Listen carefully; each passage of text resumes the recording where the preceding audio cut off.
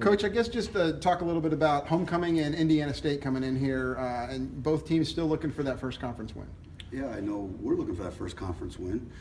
I enjoyed homecoming. I hope it gets great support for our kids and stuff, obviously. But ever since I've taken the job here, I've always wanted our Bears to come back, and I think it's a really cool thing to be a part of that. As I've only ever been on the coaching aspect because all I did is coach. I've never gone back to one of my homecomings, but I think it's a lot of fun. I think every time I think of homecoming, I think of Bruce Springsteen. They all come back, and I'm sure they're having a couple beverages and talking about the glory days. Talk about the Sycamores a little bit, a team that's still looking for its first win, and what you guys need to do to focus on, I guess, yourselves and not maybe get overconfident with these guys coming in. We're one in whatever we are. If we're overconfident, man, we're in la-la land. What we have to do is focus on all of those things we continually talk about, and I obviously understand it's not showing up on the scoreboard, and we make mistakes. However, when you really get down into the nitty-gritty of the video, we're making improvements and we're getting better. We have to focus on us, and we have to, football will expose you, and if you don't respect your opponent, then you're going to get exposed very quickly. Now, talking about the Sycamores, Kurt Mallory and I go way back. In fact, a little useless information for you, that's called trivia, Chad. My brother actually babysat the Mallory boys because my brother coached for his dad out of Colorado when Kirk and Mike and I just went completely blank on Doug. I'm good friends with the family. I know the boys it's a coaching family. He comes from a great coaching tree just within his own house. And Kurt's going through some growing pains like we did our first year, but his offense is very, very young and very talented. Their defense flies around. They blitz a lot. They do what you're supposed to do on defense, as in run to the football and stuff. So they're really a team that you sit back and scratch your head on why they're 0-4. And then they go down and play Liberty at Liberty and almost upset them and beat them down there. So it's a talented team that's really starved and hungry for a first win. Want to see Dion break another one, I'm sure, this weekend, especially in front of the home crowd, don't you? Obviously, I want everybody to break something in front of the home crowd, I think it's really cool when you have a guy back there with that explosiveness. And what the kids have bought into is, when I say the kids, is the kickoff return and the punt return team. They're excited to block for him because they know they got a guy back there that can do it. And the thing that's really neat in our program is, Matt Rush is capable of doing something like that. And we got Darius Joseph who's capable of doing something like that.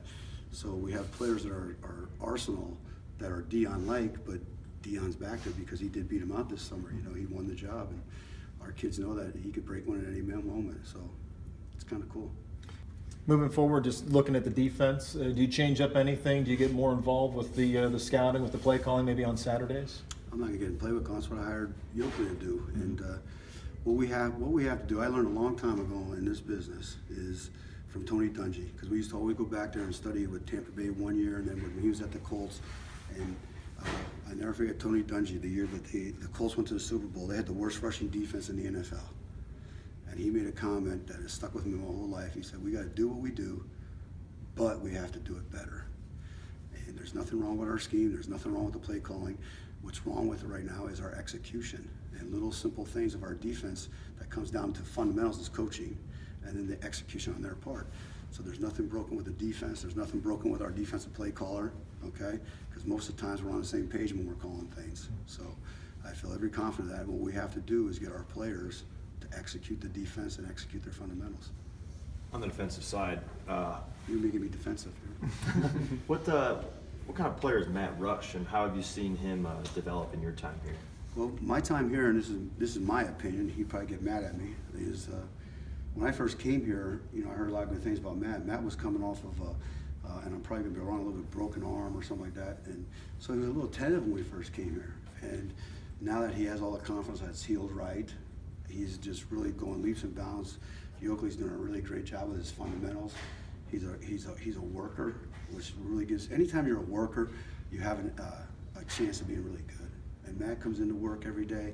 He worked very, very hard in the off season. And then the good Lord bless him with a great skill set. I mean, he's quick. He's got explosive speed. The only thing Matt has lacking is height. You know, he keeps saying he's about 5'11", but I think he's probably about 5'8.5" or something. Did a little bit of everything in high school. Ran the ball, threw it, played defense. I mean, He threw the ball. so what? I got to watch that one. Man. How do guys who do a little bit of everything? How does that help them becoming a defensive back? Because you're an athlete. I think some of the greatest athletes on our football team are defensive backs, other than centers. You know, centers were really great athletes. After centers, is probably defensive backs. You know, because you have to do all those things. Your agility, your change of direction, all those high hand coordination things is very, very telling. And the thing that separates them different from a tailback or a receiver, in my opinion, is because you have to react to what those guys are doing. The guys on the other side of the ball know what they're doing, and they're great athletes performing those tasks. But now when you add the equation of having to react to what they're doing, and that's what makes our defensive backs and Matt special. Have you seen the defense take a step back this year? It's right last in the FCS right now in yardage. And is there something missing? What do you see? Yes, experience. Experience. We're a young defense, and have we taken a step back? Statistically, yes. Absolutely, yes. But advancement with fundamentals, using your hands, being in the proper position, things of that nature, we're getting a lot better at that.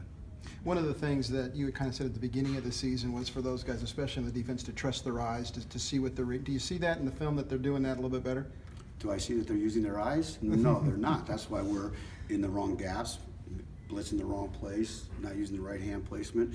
So there's a big sign back there in the back wall. It says eyes are the key, you know? And we have to do a better job of disciplining our eyes. And it's going to come into really big into this week because they shift, trade, motion on every single snap, it looks like. And if they're looking at the wrong things, we're going to be in trouble this week too. So you have to have very disciplined eyes on what your keys are.